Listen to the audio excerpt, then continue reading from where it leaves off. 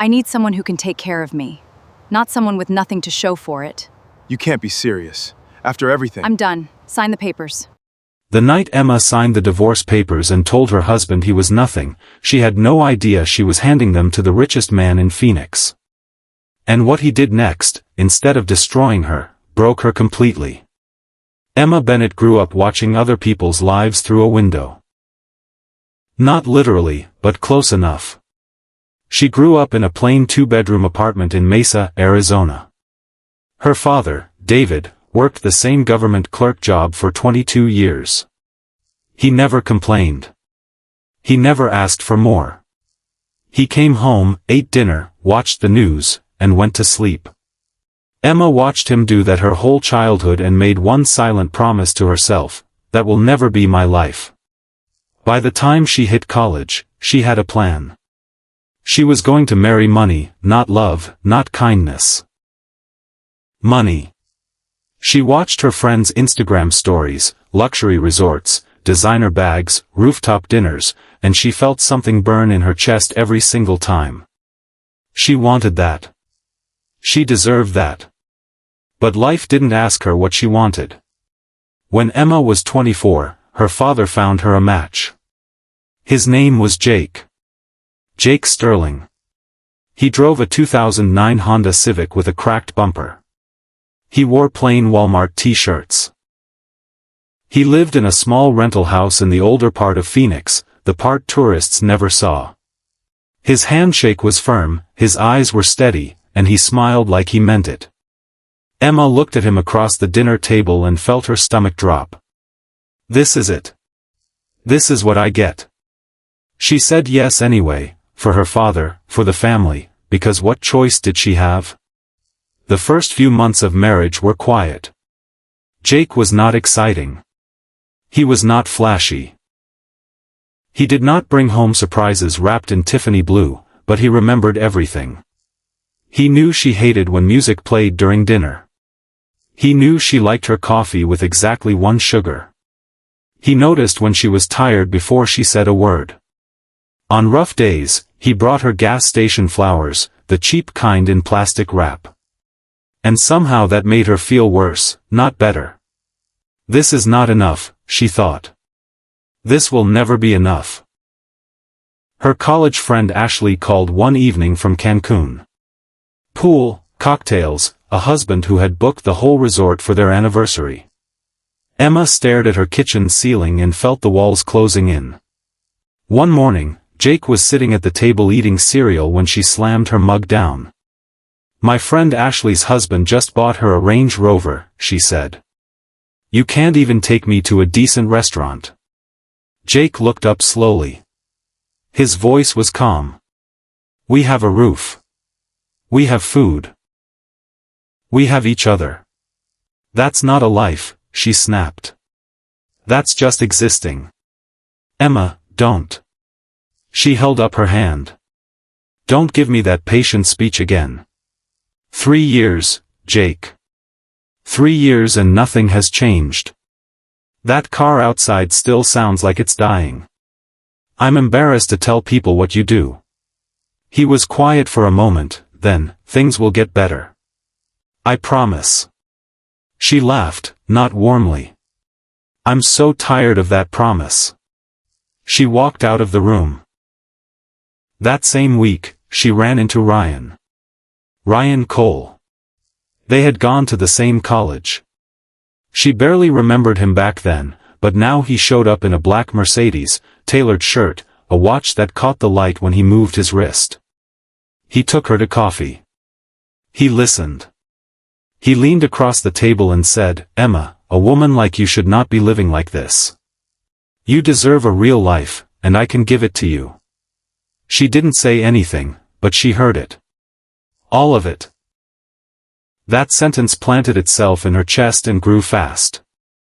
Within 2 weeks, she had made her decision. The night she left, Jake came home to find the apartment half empty and her suitcase by the door. He stopped walking.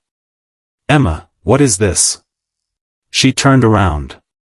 She was holding an envelope. She put it on the table between them without flinching. Divorce papers. I already signed. He stared at the envelope. Didn't move. Divorce. Yes. Her voice was flat. I'm done. I can't do this anymore. I need someone who can actually take care of me, not someone who comes home smelling like effort and has nothing to show for it. Jake's jaw tightened. For the first time, something moved behind his eyes. Do you really believe money is everything? I believe it's most things. She met his gaze without blinking. I believe it's respect. I believe it's freedom. I believe you can buy almost everything that matters with it. And I'm done pretending otherwise. The room went silent. Jake picked up the pen slowly. His hand was steady. He signed the papers and set the pen down without a word. Emma grabbed her suitcase and walked out. Ryan's car was waiting at the curb. She got in without looking back. What she didn't see was Jake standing alone in that empty apartment. What she didn't hear was what he said next. He pulled out his phone, dialed, spoke 3 quiet sentences. Marcus, it's done. Call the board. I'm coming back. 6 minutes later, 5 black SUVs pulled up outside the rental house. A man in a suit stepped out and opened the rear door. He lowered his head slightly. Welcome back, Mr. Sterling. Sterling Group is ready when you are. Jake breathed in slowly. Then he walked out. Because here is what Emma did not know, Jake Sterling was not a struggling nobody from Phoenix. He was the sole heir of the Sterling Group, one of the largest privately held real estate and investment firms in the American Southwest. His grandfather had built it. His father had expanded it. And 3 years ago, when Jake turned 25, the inheritance clause activated, but there was a condition. His grandfather's will required him to live as an ordinary man for exactly 3 years before taking control. No wealth displayed, no staff, no company cars, just life, raw, unfiltered, stripped of everything. The old man's logic was simple: a leader who has never been hungry cannot be trusted with the hungry. Jake had followed every rule. He had taken a basic job, rented a normal house, driven a normal car, lived a normal life, and somewhere in the middle of all that, he had fallen in love with Emma. That was the one thing he had not planned for. He had believed she saw something real in him. Not his name, not his money, just him. He was wrong. Phoenix didn't know what hit it when Jake Sterling resurfaced. The business press went into overdrive. Headlines called him a ghost, a myth, a self-made billionaire who had appeared from nowhere. No one knew where he had been. No one knew he had been right there in a cracked bumper Honda, eating cereal every morning. Meanwhile, Emma's new life looked exactly like she had imagined. Ryan took her to rooftop bars, private events, charity dinners. She wore clothes she had only ever seen on screens. She sat at tables next to people who never had to check their bank balances. For a moment, she felt like she had won. But slowly, so slowly she almost didn't notice, Ryan started pulling back. His calls got shorter. His explanations got vague. One Tuesday, he looked across the dinner table and said, "Listen, I need to focus on some deals right now. Let's take some space." She stared at him. "Space?" she repeated. He looked away. "It's not the right time." She understood then, very clearly, what she was to Ryan. An accessory. A beautiful distraction. Something to be picked up and set down. The whole city was talking about one event, the Sterling Foundation Gala. The mysterious Mr. S, no one knew his first name yet, was throwing the most exclusive party Phoenix had seen in years. Senators, CEOs, film people, real estate titans. The invitation list was sealed, and the guest list had leaked enough to make everyone desperate to be on it. Ryan got an invitation. Of course he did. He told Emma she was coming as his guest. She wore the most expensive dress she owned. She felt ready. They arrived at the hotel, the Grand Sterling, a building Emma had driven past 100 times without really seeing, and the lobby alone stopped her cold. Marble floors, soft gold lighting, people who moved like they owned gravity. Then a security guard stepped in front of them at the VIP entrance. "Mr. Cole. Your guest is not on the primary list. You're through. She'll need to wait in the general area." Ryan didn't even look at her. He handed over his card and walked inside. Emma stood there. The guard was polite. The embarrassment was not. She got inside eventually through a side process. She stood near the back of the main hall, nursing a sparkling water, watching Ryan work the room without her. Then the lights dimmed. A voice came over the sound system. "Ladies and gentlemen, please welcome the founder of the Sterling Group and chairman of the Sterling Foundation, Mr. Jake Sterling." The curtain dropped. The champagne glass in Emma's hand fell. She caught it, barely, because the man walking onto that stage in a dark navy suit, chin up, shoulders back, was Jake. Her Jake.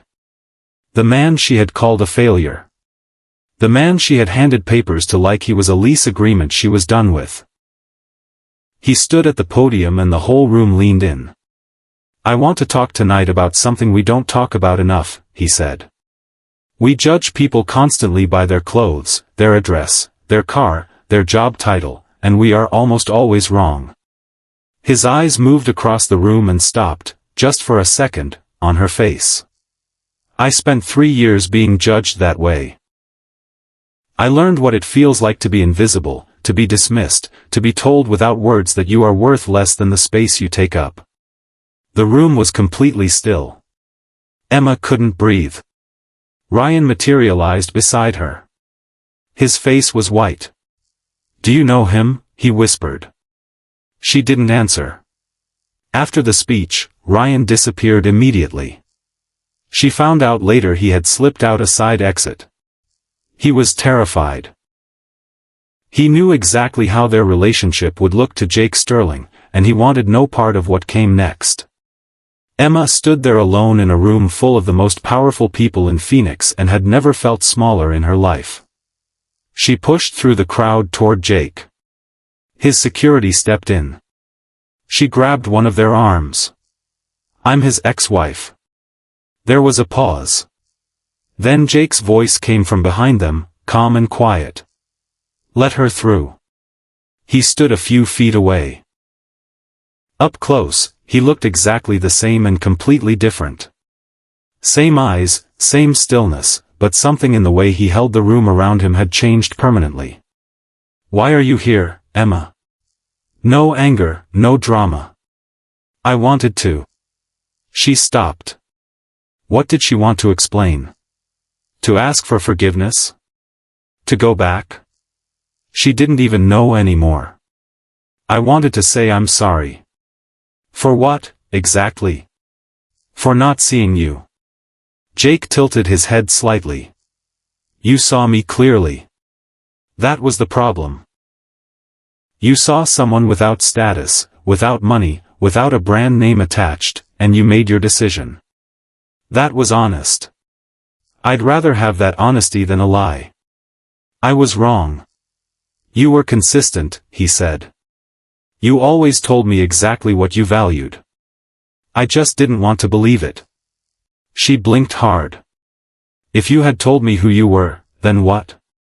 You would have stayed." He looked at her steadily. "Would that have been love, Emma? Or would that have been a different kind of transaction?" She had no answer. He reached into his jacket and pulled out an envelope. "Your parents' mortgage. 12 years of debt. I cleared it this morning. The title transfers to them this week." She stared at the envelope. "That's the last thing I owe as a husband," he said. "Everything after this, we have nothing between us." He walked away. His security closed the space behind him. Emma stood holding the envelope and didn't open it for a long time.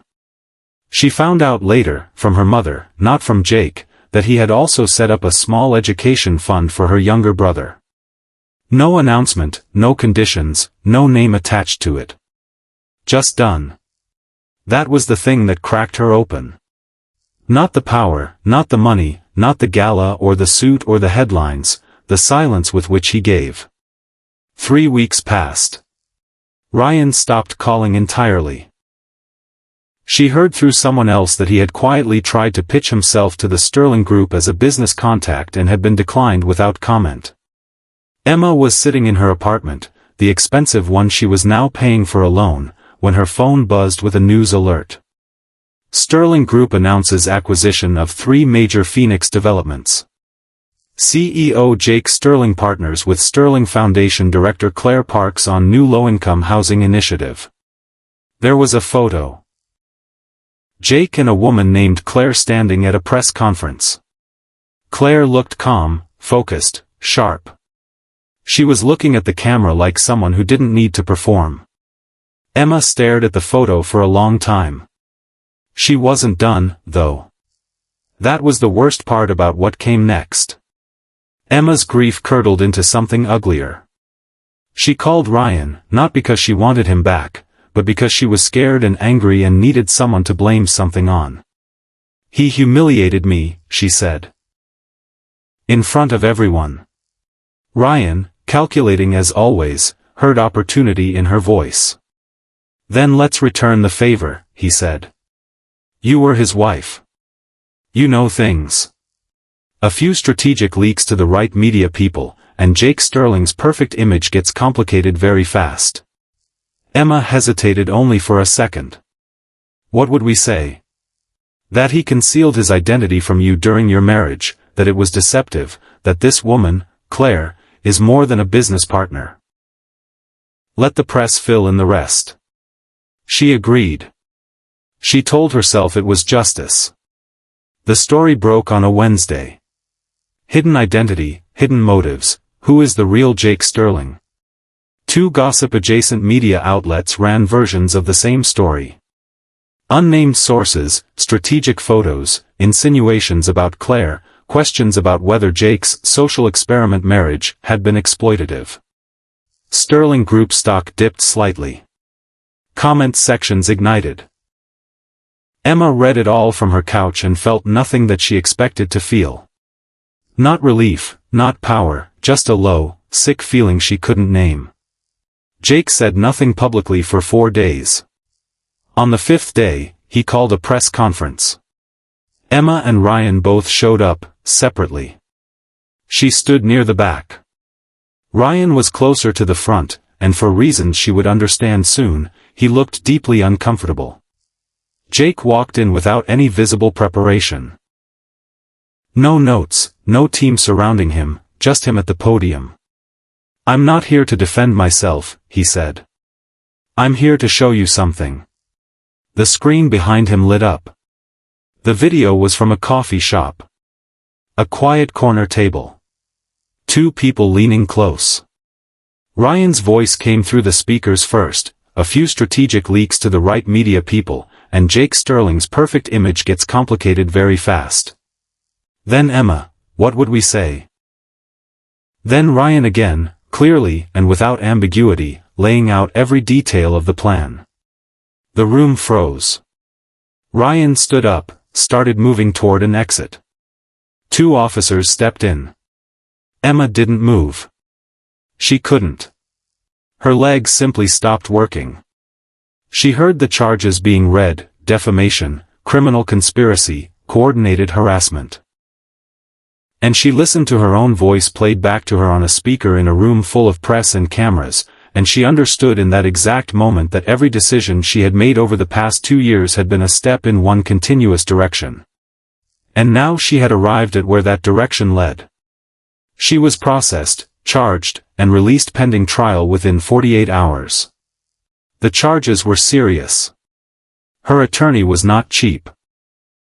Ryan immediately moved to separate his legal exposure from hers, and whatever warmth he had ever performed toward her dissolved completely. Emma sat in her apartment, the one she could no longer afford, and looked at her phone. She scrolled past the Sterling Foundation press releases, past Jake's interviews, past the photo of him and Claire at the housing development groundbreaking.